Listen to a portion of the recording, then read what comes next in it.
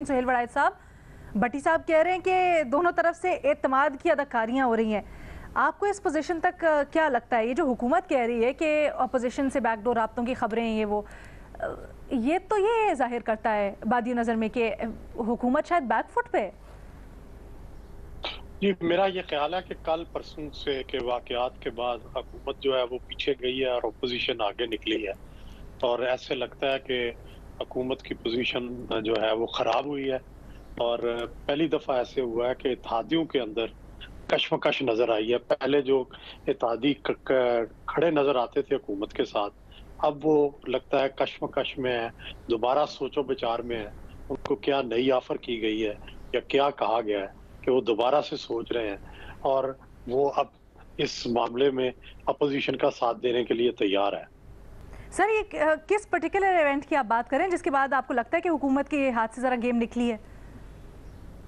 ये देखें ना, पहले असल में अगर आप सारा गौर करें सारे वाक़यात पर, तो पहले ऐसे लगता था कि अपोजिशन का सारा इन्हिसार जो है वो पीटीआई के अंदर बगावत पर है और उसमें उन्हें कामयाबी भी हुई, लेकिन उसका जवाब दिया, तोड़ किया गवर्नमेंट ने कि फ्लोर क्रॉसिंग वाली बात जो है, और उससे ऐसे लगा कि हंगामा होगा, हुकूमत वोट नहीं डालने देगी।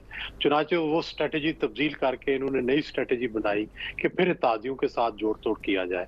और आप देखें काफ के साथ एक दफा मामला खत्म हो गया था, चौधरी ने जवाब दे दिया था, लेकिन फिर दोबारा से बातचीत शुरू हो गई है और दोबारा से मुलाकातें शुरू हो गई हैं। ऐसा लगता है कि दोबारा कोई डील वील की बात हो रही है और इसी तरह बाप के साथ भी बातचीत हो रही है, इसी तरह जो बाकी से एमक्यूएम के साथ भी बातचीत हो रही है। तो ये सारा कुछ शो करता है कि अब इत्तेहादियों पर सारा जोर है और इत्तेहादियों को रोका नहीं जा सकता। यानी आप कहेंगे कि ऐसा मैडम शेख, अगले सवाल में चूंकि ये अगला सवाल ही इसी पे था कि वो इशाइये इसलिए मैं इसमें रोक लिया, तो वो अगले ये जो सुहेल भाई ने बात की है इस पे अगले सवाल में बहुत सारी चीजें जो इस वक्त इत्तेहादी कर रहे हैं। क्योंकि पहली थ्योरी तो ये भी थी ना कि पीटीआई के अंदर के लोग भी तोड़ेंगे, तो हम उसके ऊपर भी जरा गौर कर रहे हैं कि वहां पर सिचुएशन कैसी हो सकती है, कोई फॉरवर्ड ब्लॉक बनने के इम्कानात। क्योंकि आज फवाद चौधरी ने सुहेल साहब ये कहा है कि हमारे तो जितने भी अरकान है वो हमें आके बता रहे हैं भाई कितने की ऑफर हो रही है, कितने की नहीं हो रही, वो तो कहीं नहीं जा रहे, हमारे साथ है।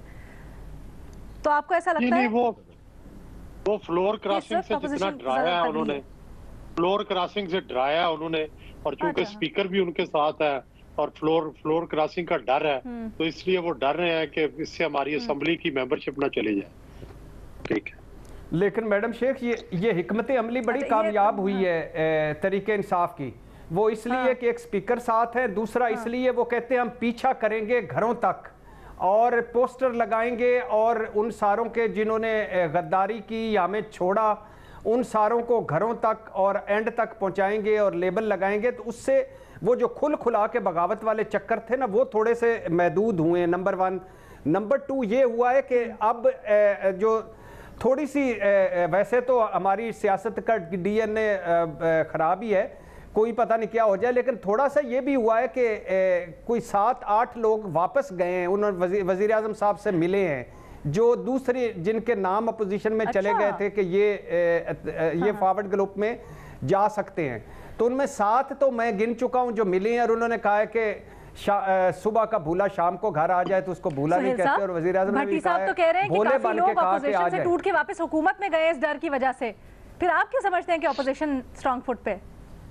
जी नहीं, लेकिन जो इत्तेहादी है ना, इत्तेहादियों के अंदर अब जो है वो रुझान बढ़ा है, वो ज्यादा सेफ गेम है क्योंकि उन पे फ्लोर क्रॉसिंग भी लागू नहीं होती, उनके ऊपर कुछ नहीं, वो आजादी से अपना वोट भी दे सकते हैं, गवर्नमेंट भी उनको कोई तारुज नहीं कर सकती।